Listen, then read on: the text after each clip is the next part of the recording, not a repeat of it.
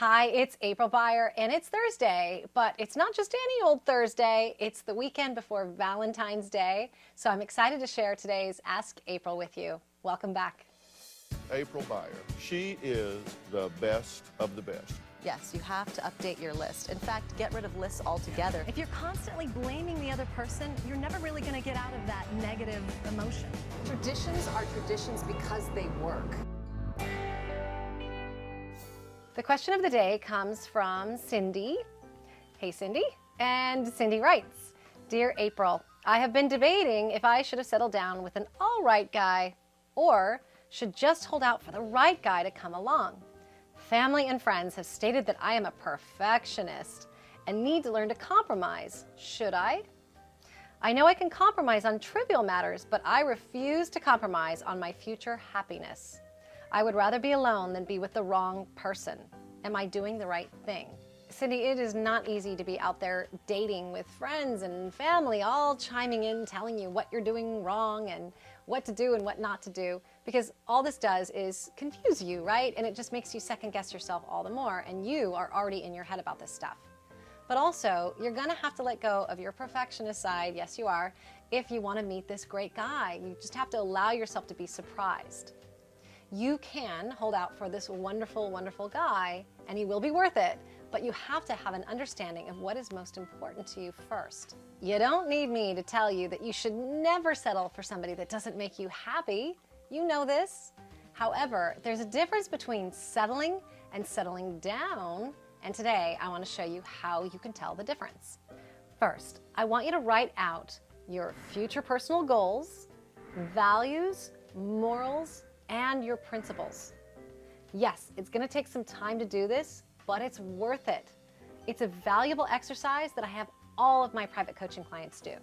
Really dig deep on these, okay? Items on your list should be things like family, faith, beliefs, how you view the world, and what you stand for in life. Next, write out your needs, not your wants, and stay away from anything superficial. In my Smart, Sexy, Soulful series, I actually teach you how to make your list really important and concise, because when your list is too long or it's too general, it's hard to see if you're settling or if you're just creating this impossible standard for yourself and the men that you date. And finally, refine your list. So once you've written all of these down, I want you to take a good look at what you've decided to focus on. How meaningful and important is your list? Is there anything on it that is superficial, that doesn't provide for your overall well-being? Things like looks, height, a certain career, a guy that skis, a guy that likes to take long walks on the beach at sunset? If so, get those things off your list. To summarize and simplify, you're only compromising if you compromise your values, your future personal goals, and your core needs. So the next time you fall for a guy that seems like the most unlikely man for you, or he's opposite of your ideal type, don't just assume that you're settling. Get out of your head and into your heart. Because when we get to the stage of readiness for marriage, we're looking for different things, yes? More important qualities that may not have been at the top of our list before. So my question back to you is, are you settling if you let go of the old idea of what you thought you wanted and choose a man for what you really need? I think not. But let's just say you meet your fantasy guy and he meets all the superficial criteria on your list, but he doesn't share your future goals, doesn't share your values, and he doesn't meet your core needs. Then congratulations, you have settled. There's being picky, and then there's being selective. And I don't think most women today are being selective enough, because there's a lot of women giving all the wrong men that don't treat them very well, or on the other hand, men that are nice, but there's just absolutely no connection there. Those men are not making them happy. And these women are trying to make it work and giving them all of their love, attention, time, and affection.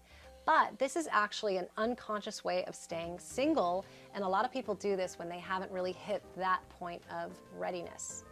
So if you've chosen well and you've been selective, not picky, then your partner is going to be making certain compromises to be with you, and you're going to do the same exact thing for him.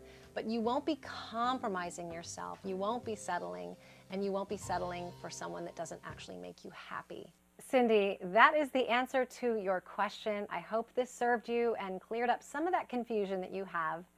And for everyone watching, if you have comments and questions on this video, please post those below. I do try and answer everything personally when I can. If you liked it and you learned something new, please like it, share it with your friends on social media or wherever you like to connect. I'll be back next week with another Ask April. And if you don't want to miss out on any of my advice segments, you need to come on by and get on my list at aprilbeyer.com. I want to thank you so much for watching. As always, I wish you new beginnings and lasting relationships. I will see you next time.